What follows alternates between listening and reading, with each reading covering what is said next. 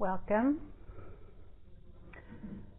Does anyone have a question they'd like to ask before we begin, and then I'll incorporate the answer into the talk?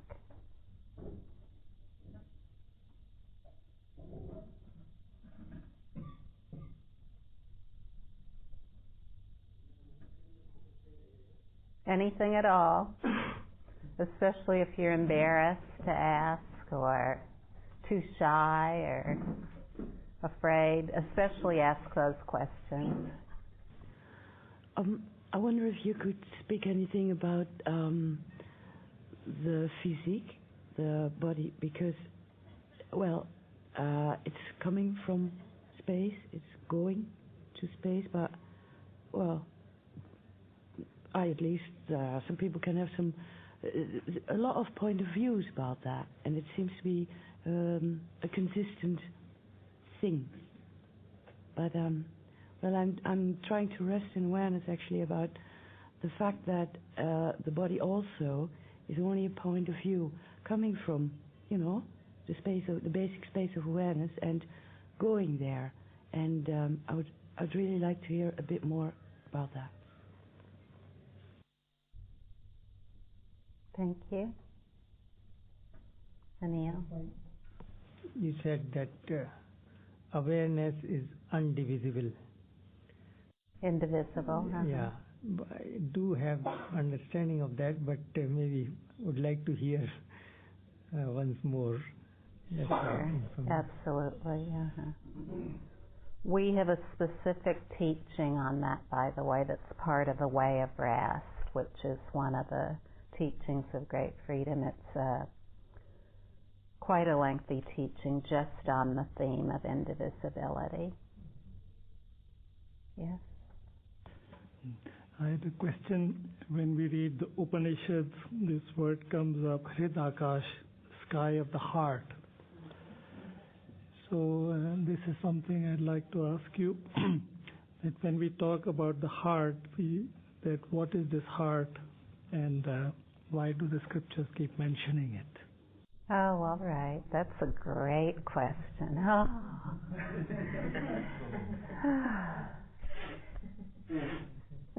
Thank you.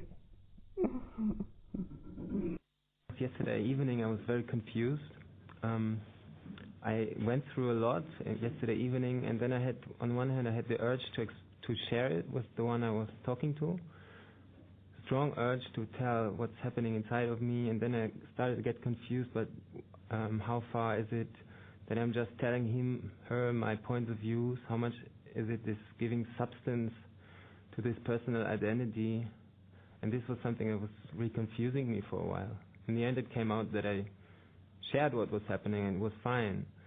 But yeah, there's a lot of potential for confusion when yes. It's not really a question, but maybe you can say something to that. Form it into a question.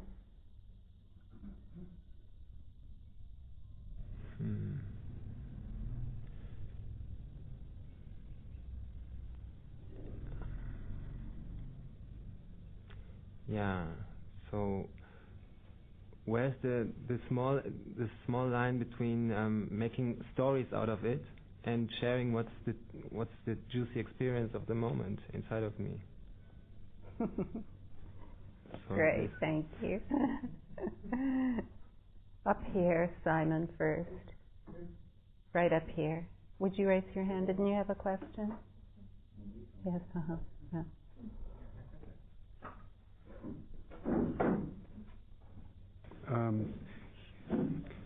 Is the destination of awareness the same destination that people follow on the path of bhakti? The path of bhakti, or devotion to God. Mm-hmm. Is it the same essence, or is it some different? Or is it another point of view within awareness? Bhakti. Bhakti, yeah. Oh, uh-huh. It's a path here in India. Oh, I'm quite familiar with it. Oh, yeah. Good.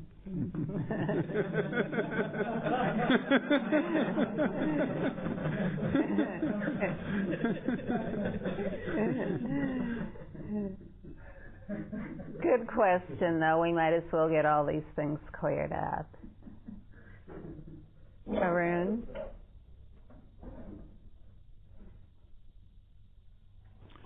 I'm just curious if a really strong desire or urge to freedom or know the truth is useful at all. Oh, All right.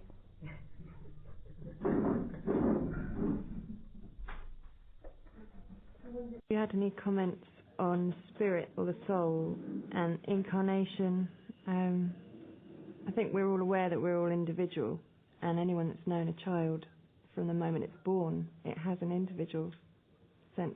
It has its personality, and that's not points of view because it's only just arrived.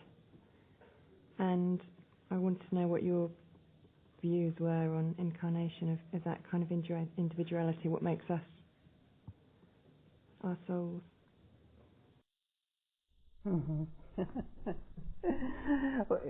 Thank you. Some of you who have asked questions are in the 12 Inquiries teaching everyday awareness currently. So if you're in that teaching, just know that all your questions, whatever they are, will be resolved in the course of the inquiries. Did you have a question? Or? Oh, all right. One more, and then we'll begin. I just wanted to ask how can this thing work with the mental patients, schizophrenics, and people that are not aware of that have no ability of being aware of their awareness, and they're caught up in points of view. As you will say, but yeah. You answer my question. Forget it.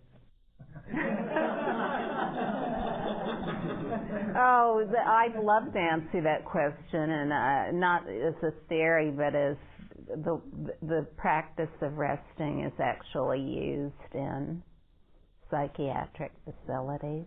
So, from the moment we're born, we have an urge within us to seek relief, whether it's crying for a bottle or crying to have our diaper changed or whatever it is. We have an urge within us to seek relief.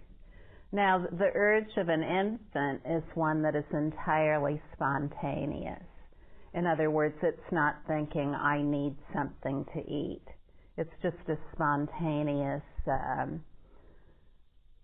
expression, and then in the same way that a dog wants to eat. A dog doesn't think, oh, I need some food right away, or I have to eat at 8 in the morning and then 5 in the afternoon. It's entirely spontaneous. Now, I know with my dogs, when they're hungry, they just show up by their bowl. You know, it's that simple, but they're not on a time schedule. And they're not thinking, what's going to be in the bowl today? So you see, when we're born, we're entirely spontaneous expressions of awareness. We don't have any opinions yet. We don't have any opinions about what's going on. No opinions at all. So this is very important to realize because this is our natural state.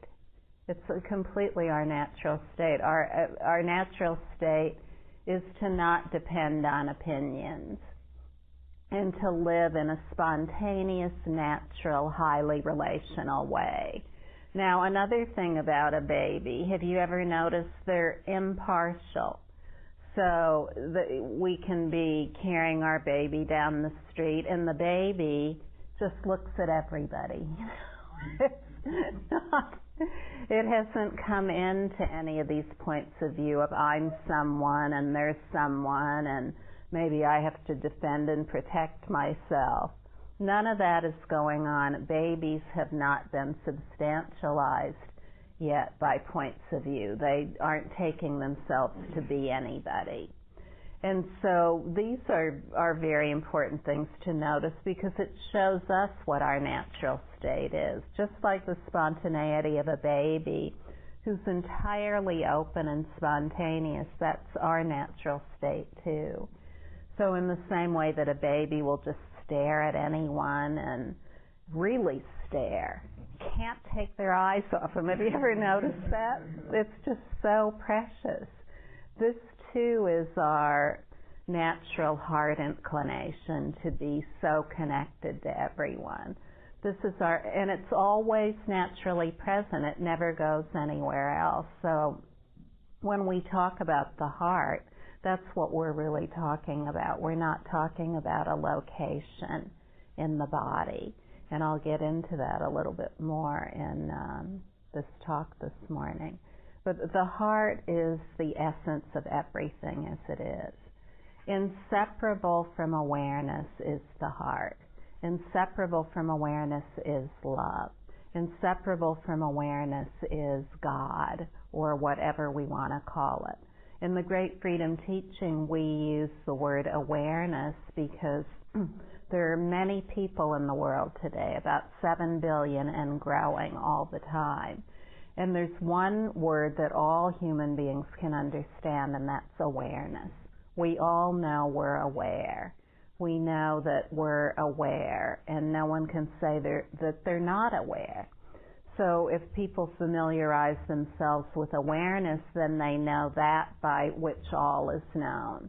So all of us in this room recognize that to one degree or another. And what it means to rest as awareness for short moments repeated many times is that we rest as love. We rest as the heart. We rest as wisdom. We rest as the devotionless devotion of everything as it is. So when we hear these terms like the heart or bhakti or whatever it is, when we hear terms like devotion, then we need to know what devotion is in the ultimate sense. And devotion in the ultimate sense is the complete heart devotion to the essence of our own being. The unmitigated, relentless heart devotion, that it can't be turned on and off. It's natural to us, and we recognize it when we rest as awareness. So it's very, very beautiful. Now, when we substantialize ourselves with points of view, as an infant this comes about, if we want to really know if there is somebody here, then we have to consider this label of a personal identity. And we have to find out, first of all, if this personal identity has a location. And secondly, we need to know if there's anyone dwelling there in that location. So, if we really want to look into the personal identity, these are the two things we need to know. Is there a location, and is there anyone dwelling there? Well, the infant has no ideas about any of that. It's a spontaneous expression of awareness only. And it has a sense of being, the ease of being, but that's all. It doesn't call it anything. It's just free and happy to be. Happy to be however that happy to be looks. So that happy to be hasn't been divided up into positive and negative. Happy to be screaming its head off, happy to be smiling. So you see, we project all of our ideas onto infants and we say, the baby's unhappy. But the baby is just spontaneously free as whatever is appearing. And so are we. We're always able to be spontaneously free as whatever is appearing. Now this sense of being, the ease of being that a baby has, people start to describe to the baby what that sense of being is, and that's how the baby learns. I am an I. Everyone's telling me I am somebody. But even a baby cannot, for 2 or 3 years, ever even use the word I. Have you noticed that with an infant? They'll first refer to themselves by their name. I really noticed this with my own children and with my grandchildren. My grandson Jack, he was 3 or 4 years old before he ever used the word I. He would say Jack. That's what people called him, so he'd say Jack wants to go to McDonald's and have a Happy Meal. He wouldn't say, I want to go to... He hadn't learned the I am the body identity yet. So it takes a long time to really start to focus on that and hold to it. So, if we really want to know about the personal identity, we need to know if there's any underlying basis that this label applies to, if indeed there is a location and someone dwelling there. And in order to look into that, all we have to do is say, okay, well, where is the I located? Where exactly is it located? And we can say, well, is it located in, we can look at all the organs of the body. Is it located in the skin? No. Is it located in the brain? Well, no. Not even any scientist has been able to show conclusively the location of someone existing in the brain. Is it located in any of the other body parts? Well, no, we can't really find it there either. And then we can look into the cellular level of the body and the subatomic particle level of the body, and we can say, well, is there someone located there? And we really can't find anyone located anywhere there either. And then we can take all those particles and throw them in a linear particle accelerator. And what do we find all those particles are made? Well, they're made of space. And we know we're aware, so if we examine that awareness, we see too that awareness is made of space, so that these two are inseparable, awareness and space. So everything, no matter what it is comprised of this aware space, which is equal to the heart, which is equal to love, which is equal to wisdom, the timeless wisdom that is the natural order of everything. And when we look into ourselves in this way, it leads to the joy of certainty. It leads to the joy of certainty that there's never been anyone here that is separate from awareness. Do you see what I'm saying? There's never been anyone anywhere who's separate from awareness. There isn't someone that we can find to be located anywhere. So that debunks the whole idea that there's someone who was born, lives a life, and dies. There's just this spontaneous expression of awareness right here in a totally natural way, like an infant.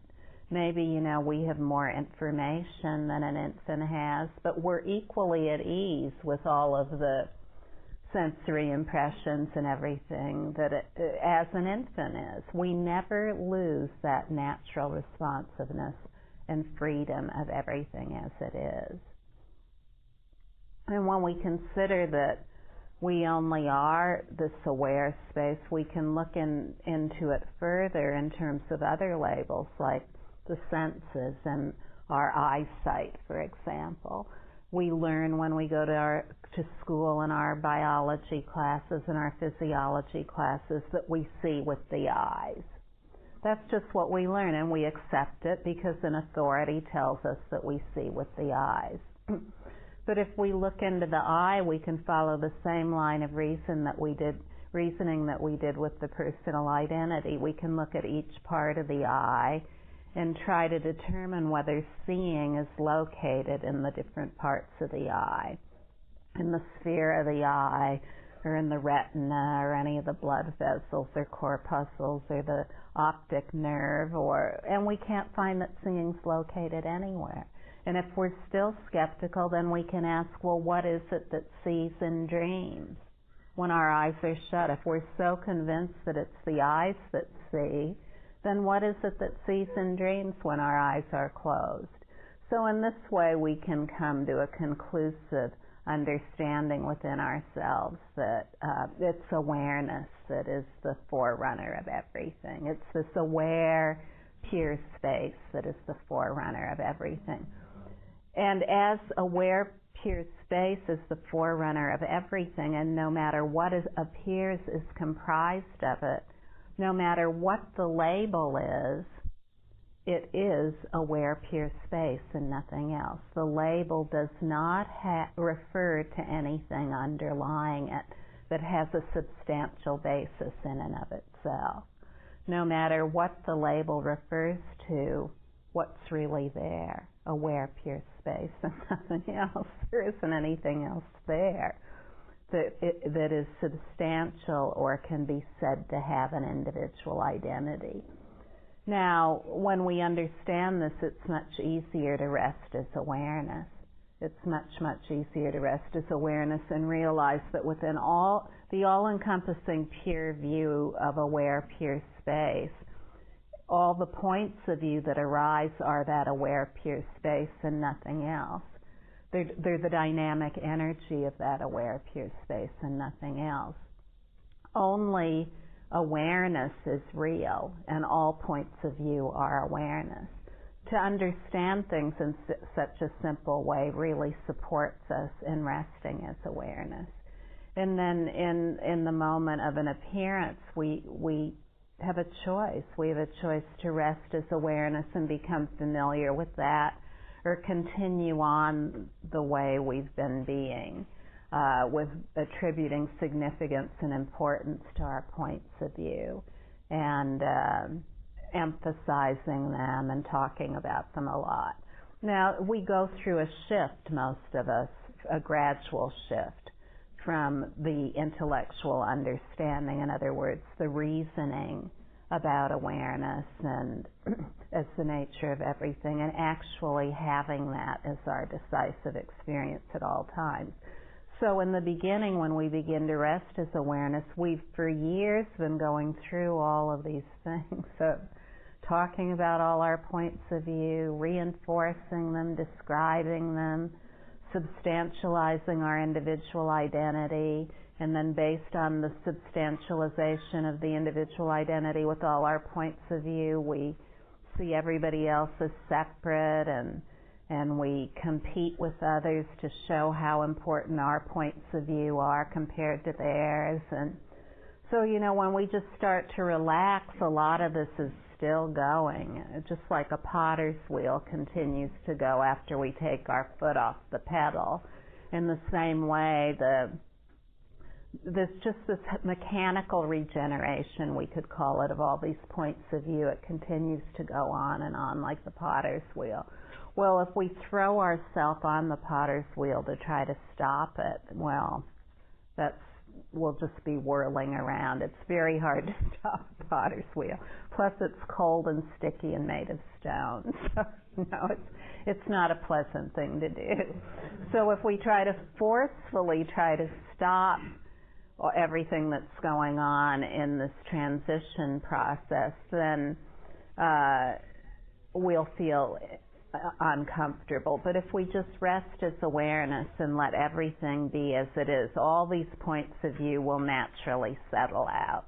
They'll just naturally settle out. Really and truly, to just rest as awareness is all that is required, and not even that is required. I can guarantee you, if you don't want to rest as awareness and you come here every day, just even with a little bit of an open mind in the beginning, and you continue to return every day, that conviction will dawn.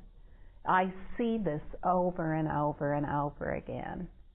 I see people show up and who are totally lost in points of view, and maybe they just came off a bender.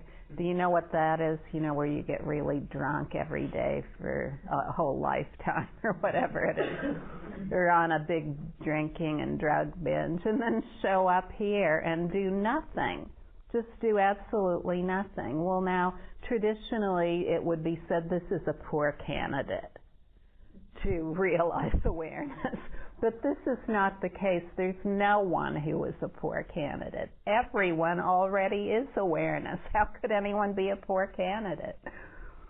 So you see, the intent of awareness is entirely beneficial by nature.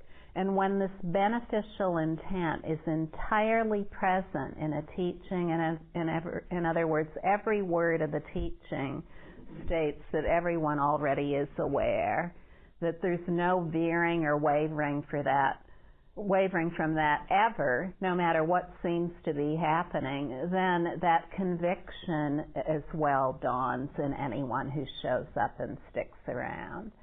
So, I have seen many of these situations, all kinds of people, from people who have had experiences of awareness, who are resting as awareness to some degree, to people who have never heard of awareness, to people who have tried everything to exhaust certain faults like alcoholism or drug addiction or sex addiction or whatever it might be.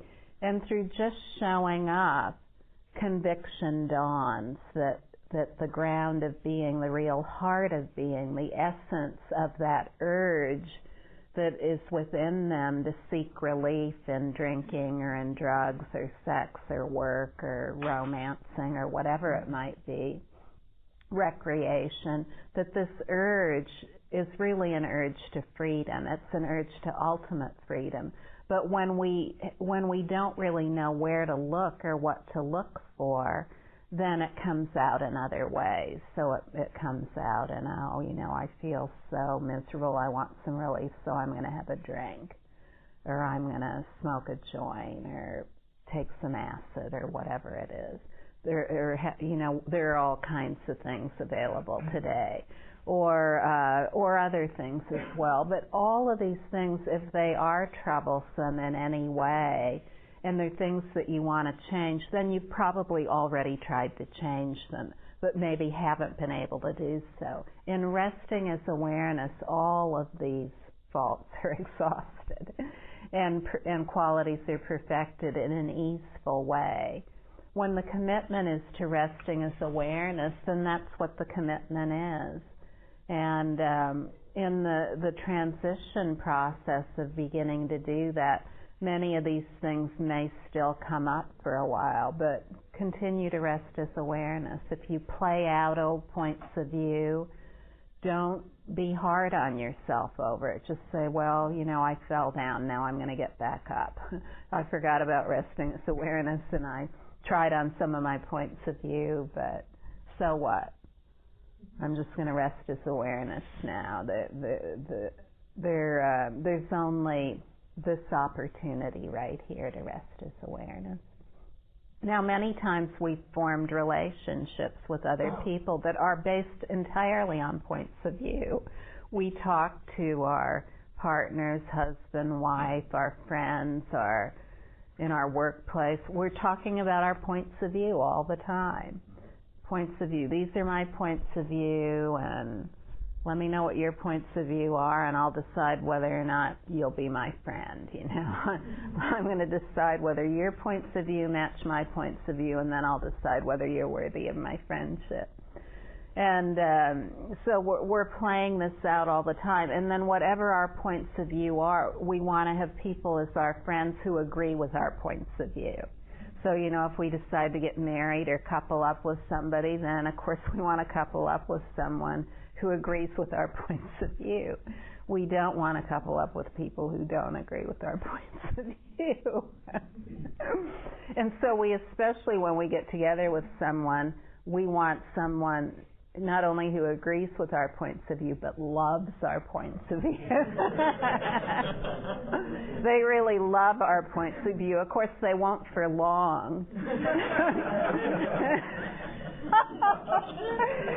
That only lasts for a brief time in the beginning. Did you notice that? Then they want to change our points of view.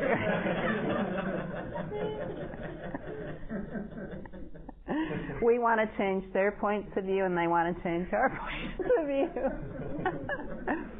So, and then very often this plays out with our children too. We want to change their points of view into our points of view. It's madness, I'll tell you. It never leads to well-being, and we see this within ourselves. We feel intensely uncomfortable very often. And then when we are looking at ourselves as our points of view, then we're looking at everyone else as their points of view. We're always feeling like we have to have better points of view. we're always feeling like everyone else has to have a better points of view. So there's always tension and conflict all the time, wherever we look. Within ourselves, in our relationships, within our communities, cities, countries, and the world. So you see how this plays itself out in all domains of life, in all realms of life. And it's very simple, really, when you look at it. It's so simple how it all comes about. But, and why do we persist in it? We don't know what to do about it. It's as simple as that. It's never been described to us in a simple way. Well, how do I get out of this torment?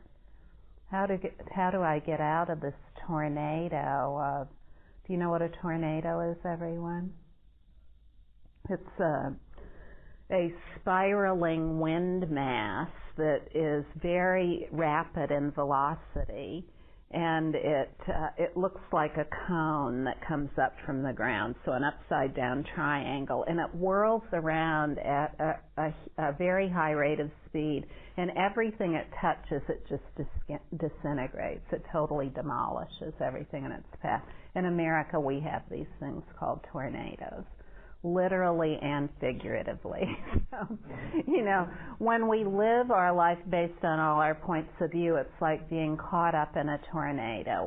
A tornado, it lights somewhere, and then it goes up in the sky, and then it lights somewhere else, and you never know where it's going to light. It destroys everything. So the same is true with all our points of view. When we live in this whirlwind of points of view, then we're caught in that forever, and we never know where it's going to touch down and destroy relationships, destroy our own well-being. We just never know, because the points of view are countless. They're ceaseless. They're unpredictable. They can't be determined. And when we take ourselves to be those points of view, then when they appear, we think we have to do something about them, and this just creates more chaos. This creates more confusion. This is particularly true with powerful negative or afflictive states. When these states come up, they feel so urgent. And when we've had a habit of handling them in a certain way, then we might want to persist in that for a while, because it might seem like that's the only way we can get relief. However, when we rest as awareness, we find true relief. We find true relief. And it may be difficult to stop talking about our emotionally afflictive states and just rest as awareness. No need to push ourselves or anything at all. Just gradually allow yourself to rest as awareness in a comfortable way. Grow familiar with it, and then apply it to the things that are especially afflictive, that really cause a lot of pain. And gradually in this way, it's possible to resolve all afflictive states, no matter what they are, to find the pure pleasure in everything as it is. So you see the essence, the heart essence of all afflictive states is pure pleasure. It's pure pleasure, and that pure pleasure is in the lack of separation between happiness and suffering. You see, the only way we come to know that is through our own decisive experience that all of these appearances, they actually are awareness. They're not a special thing that has power in its own right, that can somehow get us or affect us or destroy us. They're a self-appearance of ourselves. And as we've already shown today, we only are awareness. So whatever appears, it's a self-appearance of awareness. When we rest as awareness repeatedly for short moments, many times it becomes spontaneous. It becomes automatic. It becomes permanent. We rest as the actual heart, which is the basic space of that point of view, the heart essence of everything as it is. And only in this way can we really come to understand everything about ourselves. When we rest as that by which everything is known, then we know about everything. We know about our body and how to take care of our body. We know about our emotional states and how to take care of our emotional states. We know about our thinking, and we know about everyone else's thinking and emotional states too. When we get familiar with ourselves as awareness, then we see clearly, we see everything. We're able to really be with people in a natural way for the first time, a natural way that's based entirely on love. Entirely on love. There's never any reason for anything other than love to appear, because all is love. All is total love. And when we rest as that love, then that love and wisdom start to inform everything. All of our actions, all of the things we do in life. And the more of us who rest as this awareness, then the more love and wisdom informs everything about human living. Our institutions, the way we live together. Institutions that are based on points of view are places filled with pain and chaos. They just replicate what's going on inside us. They're a carbon copy of what's going on inside us. We copy it and paste it in an institution, and the institution is filled with the same thing that's going on inside. But not all institutions are like that. In Great Freedom, we have an organization that isn't like that at all. It's an organization where everyone is welcome as long as they live. No one can either tell you to go or stay. And if you stay, no one will ever vibe you out or force you out or say that there's anything wrong with you. You'll always be supported for success in resting as awareness, no matter what happens. And if you want to go, you can always know Great Freedom will be there for you. If you want to go, we'll say, oh, wonderful, we bid you adieu, but know that we love you and come back anytime. So, and we operate this way worldwide.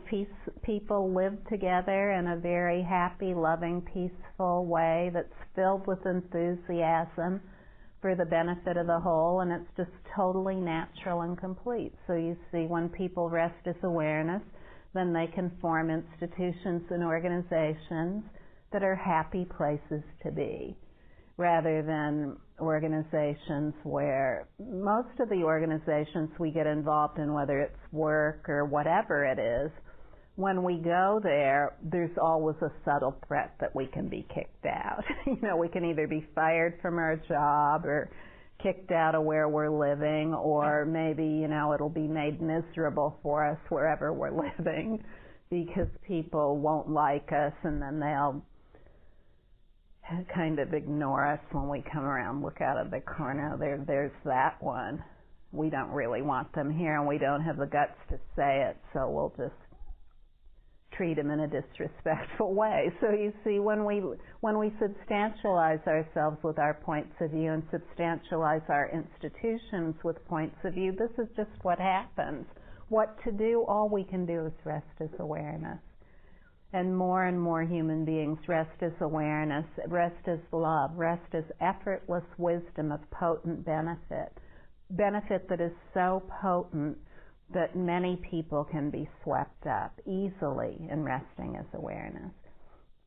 So this is what we really want for ourselves, and we really want this too for the world we live in. So we not only want this for ourselves, but we'd like to see more human beings who are resting as awareness. In this way, then life among us can become effortless too. It can become pleasant. The more we rest as awareness, the more it's very pleasant to be, simply to be.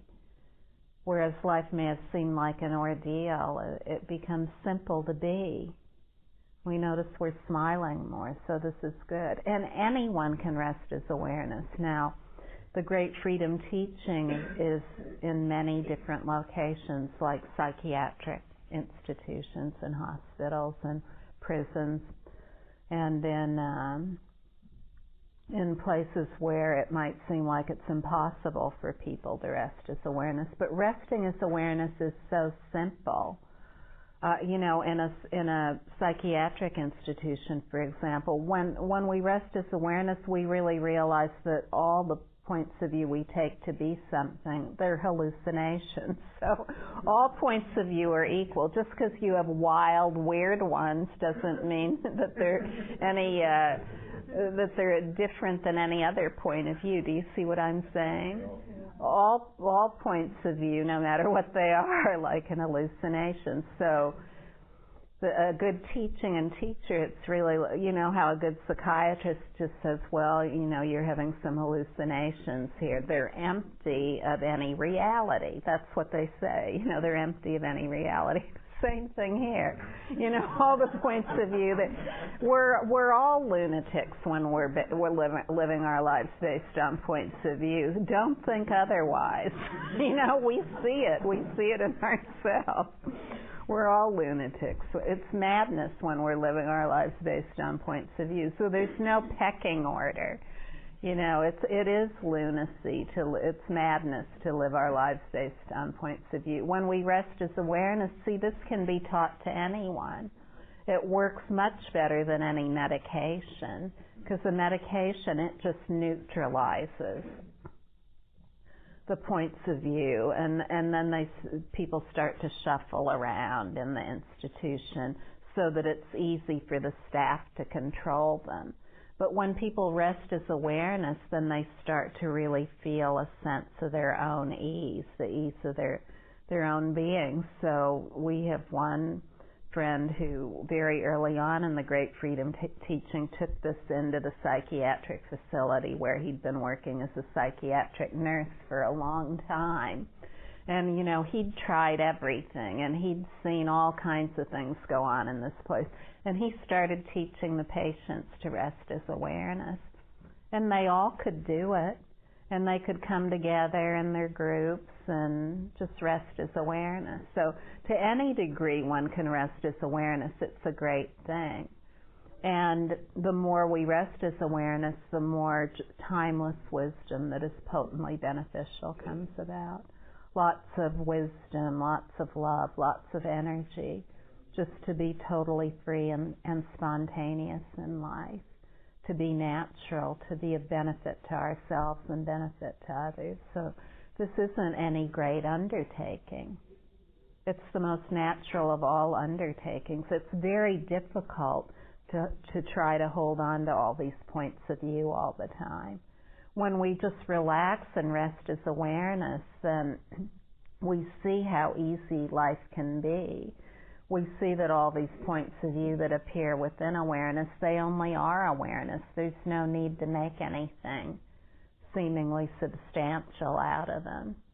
So just relax. Whatever your points of view are, they're perfect. You don't need to change your points of view into the points of view of an historical figure like Buddha or anyone. You don't even have to change your points of view into the points of view of anyone in this room. Whatever your points of view are, the heart essence of everything as it is so filled with loving kindness and perfection that whatever your points of view are, they're perfect. They're perfect for the realization of the full evidence of awareness. Whatever your points of view are. What else would you rest as? You can only rest as your own points of view, and there is no awareness that's separate or apart from those points of view. So this makes it so easy, very direct. Anyone can do it. No need to be in any class or caste or all that's gone beyond. See, all these things are points of view. When we rest as awareness, we realize that a lot of conventional beliefs that we've had or that other people have, that these are all just points of view too. In what is unborn, how could there have been the birth of something like called reincarnation or karma?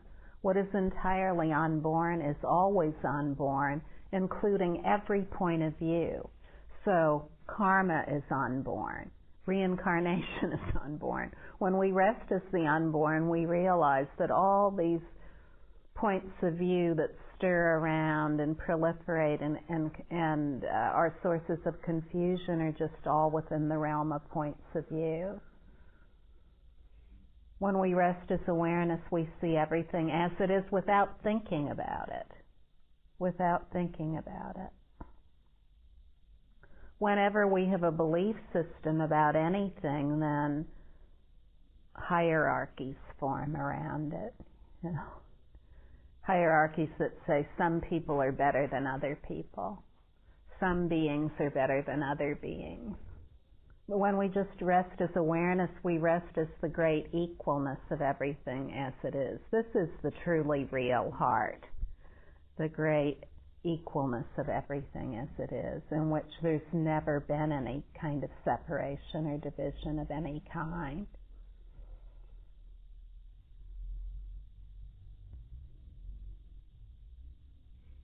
In the decisive experience of awareness, it's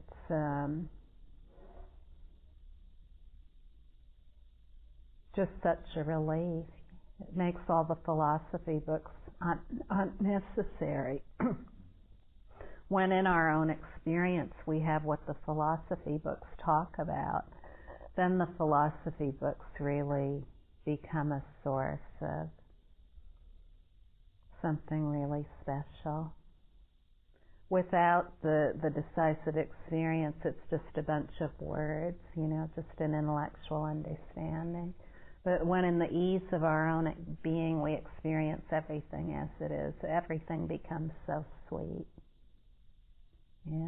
Even the things that are appearing like wars, conflicts, suffering of people, famine, no health care, no education, no clean water, all these things.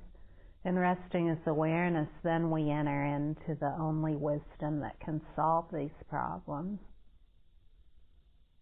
If we just keep talking about them as points of view, then nothing ever happens. Have you noticed that? There's just more war, more famine, less clean water, more confusion.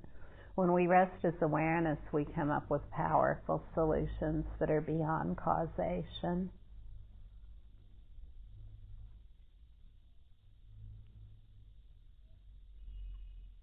First we see this in ourselves, and then we're naturally moved to want to benefit others as well.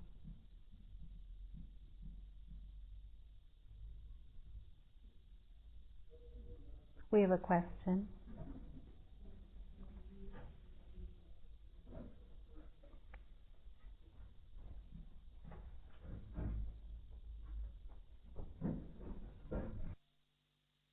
From the point of view of awareness, is there actually an absolute entity called God, or is that us?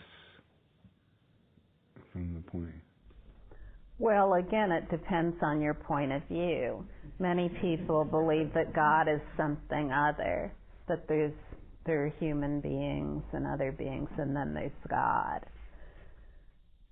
In non-duality, there's just the single non-dual expanse of love, wisdom, and energy. That's it. And when we rest as awareness, we decisively experience that which is inexpressible. In other words, it can't be described, entirely open, naturally present, and indivisible, as it is a single space. It's just a single space. So in our own decisive experience, we have that experience of what might be called God. But that experience we have as ourselves, so we don't see God as something separate. There needs to be awareness in order to have the concept of God. Without awareness, there's no concept of God. In awareness, it's not a thing. It can't be substantialized in any way. All points of view are included within it. The point of view of the universe, everything, no matter what, the cosmos, no matter what can be perceived or conceived, is within awareness. It's a self-appearance of that awareness. Now, when it comes to our true nature as human beings, what is more important? That all human beings have a simple way to understand the essence of everything, or to call it something? Do you see what I'm saying? Today we're united as a global human body, and it's very important that we all come to an understanding of our true nature using terms that everyone understands. If we use a term like God, then there will be very few people who want to hear about that. Separation, because people have different concepts of God. Exactly. So nothing needs to change. If you believe in God, and that's really important to you, that doesn't need to change. Just rest as awareness, and more you'll know exactly what that is. I have a question. When you say point of view, different points of view, is that a synonym for points of awareness? Yes, it is. It is a synonym for points of awareness. One of the questions I had, when you talk about choice, does that not create a chooser and again get into the problem of getting stuck in a point of view? That's a very good question. It only creates a chooser if there's a personal identity to choose. Do you see what I'm saying? But if there's rest as awareness, there's just awareness. The personal identity or chooser is just a point of view. But the chooser and the personal identity, too, are both awareness. So you see, there's no need to separate anything out. The doer and the non-doer aren't two. This is the only way we can understand ourselves in a really natural way. Do you see what I'm saying? Yeah. The confusion, I think, comes when we say you have a choice. That means if you don't use a choice, you're not a good person. And then the whole guilt trip comes. I see what you're saying. No, in the Great Freedom Teaching, we never put things in those terms. It's not a matter of being a good person or a bad person. It's just a matter of having the precious opportunity to rest as awareness, and then choosing to whatever degree we're capable to rest as awareness, and knowing that that's okay. But then knowing, too, we can get support to rest completely as awareness if we want to. But it will never be about being a good person versus a bad person, or a pure person versus an impure person. Whatever appears, it already is originally pure. When we rest as awareness, we just have great love for everyone, no matter what they're doing. Yeah.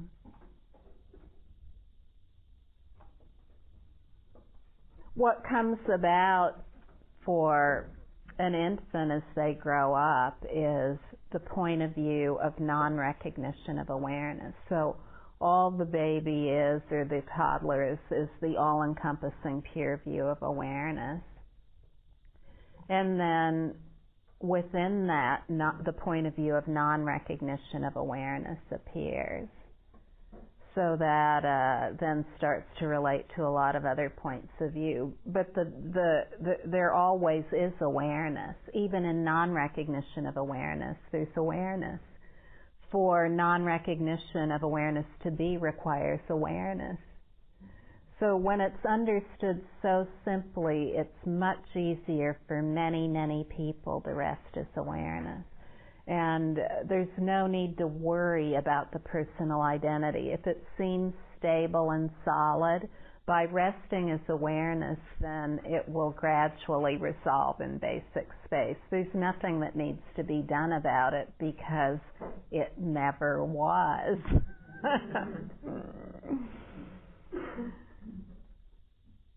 So even if we continue to see ourselves as a chooser, a doer, a personal identity for a while, this will just gradually resolve with no effort whatsoever. In the same way it came about. It came about gradually. The idea of being a doer, the idea of the I, the personal identity, this gradually came about. The chooser. By resting as awareness, all of that resolves in the basic space of awareness, which is its only essence. This is the ultimate kindness that we can give ourselves, or even to share with others, to